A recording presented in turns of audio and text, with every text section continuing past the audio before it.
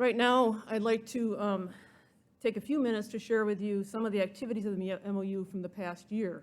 We haven't traditionally done this at the board meeting, but I think it's something I'd like to start doing, is to share with you some of the things we've been accomplishing.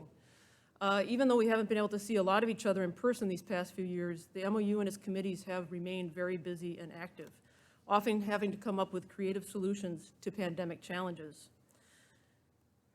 The MOU has 14 standing committees, the chairs of which, together with the 5 elected officers, the journal and newsletter editors, and the past president, form the board.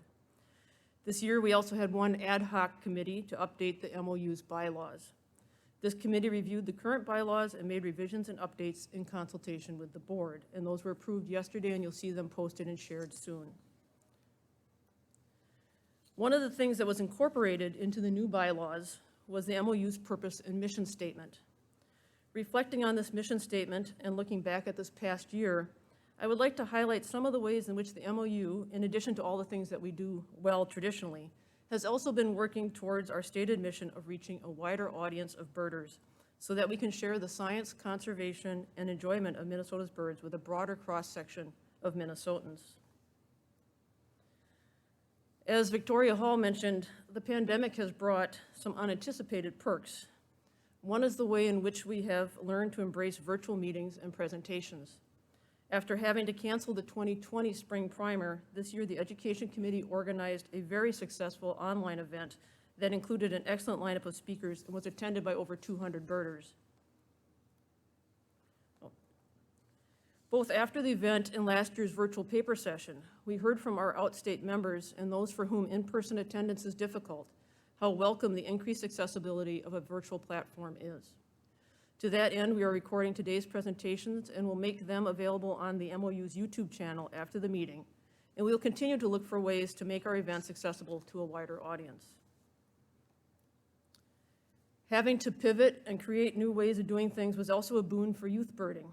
The MOU has long been a partner in the Hastings Area Earth Day birding celebration, which is typically an in-person event. But during the last 2 years, due to COVID, this event has consisted solely of the youth birding competition that encouraged teams of young birders to watch birds at their home or locally. This year, 35 teams participated in the competition, and the MOUs recognized the achievements of these young birders by providing free memberships to teams in each age category. The pandemic has also led to an increase in people taking up outdoor activities, including birding.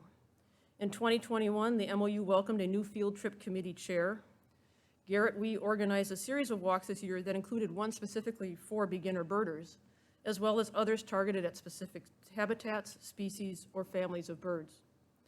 Hikes were held in 16 different counties, and all ages and skill levels of birders participated, many of whom were new to birding and the MOU. The MOU also partnered in 2021 with Melanin in Motion to organize 2 beginning bird watching for BIPOC walks, the first of which was held at Theodore Wirth Park during Black Birders Week and another held at Clifton French Regional Park. The MOU provided leaders and binoculars for these walks.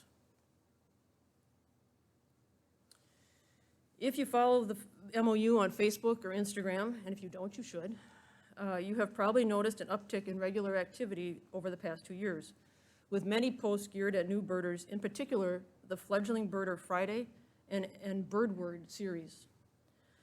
Over the past year, the MOU Facebook page has gained almost 500 new audience members, a 30% increase, and will soon reach nearly 2,000 followers. The Social Media Committee also regularly shares reports from our Savaloya grant awardees. Each year, the MOU seeks grant applications from individuals or organizations undertaking projects in Minnesota that increase our understanding of birds, promote preservation of birds in their natural habitats, or increase public interest in birds, including in minorities currently underrepresented in Minnesota's birding community. In 2021, just over $13,000 were granted to 8 projects. Although many projects receive funding each year, we're not able to fund them all, and our resources to do so are limited. This fall, thanks to generous donors who offered a matching grant of up to $5,000, we raised over $12,000 for the Savaloya Grant Fund. We also had a matching gift opportunity on Give to the Max Day that raised over $2,000 for our general budget. I'd like to thank all of you who generously contributed to both campaigns. Your support will help us fund additional grants as well as further the MOU's mission in other ways. For example, this year we worked with the Cornell Lab of Ornithology to launch the MOU-sponsored Minnesota Ebert portal. This regional portal allows us to showcase Minnesota's birding opportunities in the rapidly growing eBird audience of in-state birders and those planning to visit our state. Through the portal, we also recognize the work of our partner organizations who are promoting the science, conservation, and public appreciation of Minnesota's birds.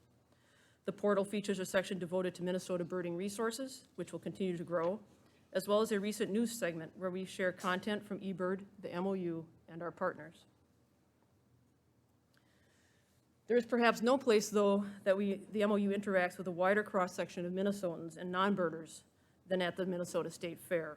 And we were pleased to be able to once again meet with fairgoers this year under our Ask Us About Birds banner. Each year, the Education Committee teams with the Publications Committee to produce handouts for the fair. New for this year was a simplified Minnesota backyard bird checklist designed specifically for inexperienced birders, with the species sorted first by generalized habitat preference, then alphabetically, rather than taxonomically. New bookmark designs also included 2 multilingual designs, one featuring the word bird in Minnesota's most spoken languages, and which were translated on the back of the bookmark, and the other a Spanish language osprey bookmark. I would be remiss if I did not mention another MOU publication, the Daily Birding Planner, which has been incredibly popular and includes a wealth of birding information, including migration dates, checklists, and maps, among other useful information on Minnesota's birds. This planner is available on lulu.com. You can just search for MOU on their search, and there's also a sample and more info about the planner in the book room. The planner and all of the work of the MOU would not be possible without the contributions of volunteers. I would like to thank everyone who volunteered for the MOU during 2021. Each year, by my estimate, more than 100 people give of their time and resources to the MOU, whether as committee members, birdwalk leaders, speakers, state fair booth staffers, writers of articles, donors, and in a multitude of other capacities, big and small. The MOU truly runs on the commitment of volunteers to Minnesota's birds. If you are interested in learning more about volunteering, you can find the contact information for committee chairs on the MOU website, or you can email me here at my address, and I can put you in contact with the right person. Thank you, everyone. I look forward to the next year. Thank you.